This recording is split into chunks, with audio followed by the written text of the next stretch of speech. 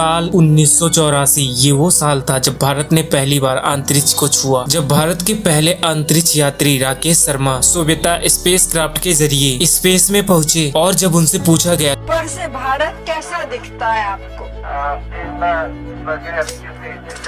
कह सकता हूँ सारे जहां से।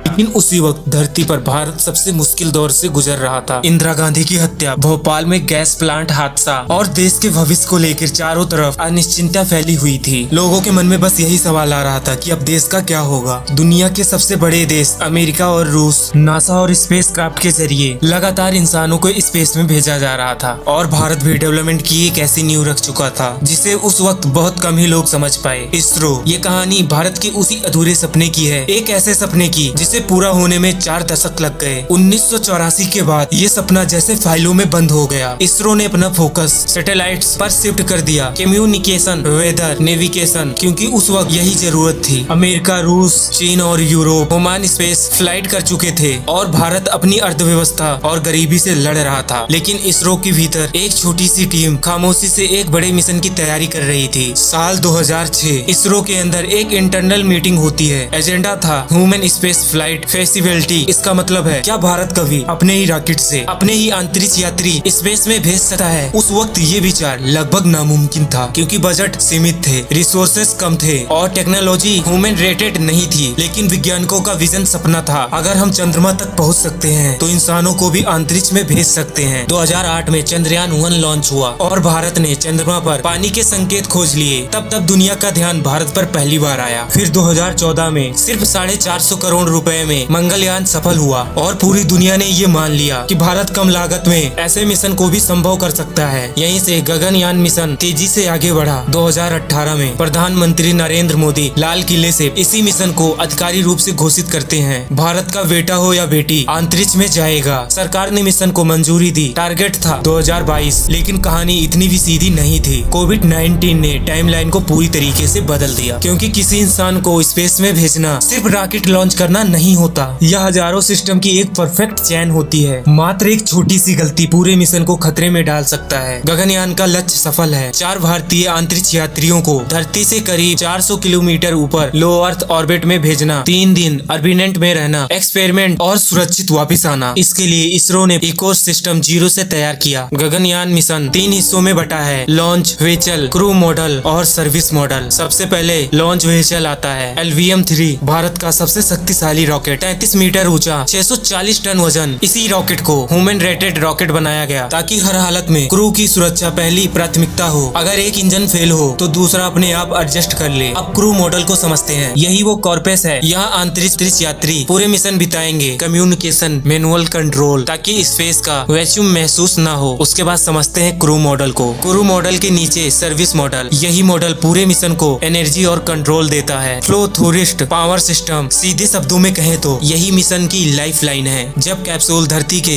एटमॉस्फेयर में वापस आता है तो बाहर का तापमान 1800 डिग्री सेल्सियस तक पहुंच जाता है। अगर हीट शील्ड थोड़ी भी फेल हुई तो सब खत्म। इसीलिए इसरो ने इंडिगोन्स थर्मल प्रोटो कंट्रोल सिस्टम बनाया जो 3000 डिग्री तक सह सकता है। री एंट्री के बाद परचेस्ट खुले में है, स्पीड घटी है और कैप्सूल समुद्र में उतरता है। यहाँ इंडियन नेवी पहले से ही तैयार होती है और अगर लॉन्च के दौरान कोई भी बड़ा खतरा हो तो क्रू स्पेस सिस्टम मिली सेकेंड में कैप्सूल को रॉकेट से अलग कर देता है। इसी सिस्टम का पहला फुल स्केल टेस्ट 2023 में किया गया। सब कुछ रियल होगा, अंदर इंसान नहीं सेंसर्स लगे होंगे और अगर सब कुछ सफल रहा तो 2026 तो भारत अपने ही रॉकेट से अपने ही अंतरिक्ष यात्रियों को स्पेस में भेजेगा। 4 भारतीय, 4 वायुमानव इंडिया एयरफोर्स के टॉप टेस्टेड पायलट्स जिन्होंने ग्रेविटी के खिलाफ अपनी जिंदगी लगाई है। रूस में ट्रेनिंग, भारत में सिमुलेशन थॉर्स, इंसुलेशन, जीरो ग्रेविटी ड्रिल्स आर पॉसिबल। स्कैनरोई टेस्टेड किए जा रहे हैं क्योंकि यह सिर्फ एक मिशन नहीं है, यह 40 सालों का इंतजार है। और वही विचार जो डॉक्टर विक्रम साराभाई ने कहा था, हम रॉकेट ताकत दिखाने के लिए नहीं बनाते, हम उन्हें बनाते हैं लोगों को ऊपर उठाने के लिए। बाकी आज की डॉक्यूमेंट्री वीडियो आपको कैसी लगी मुझे कमेंट करके बताना। बाकी अगर आप चैनल पर नए हो तो चैनल को सब्सक्राइब कर लेना।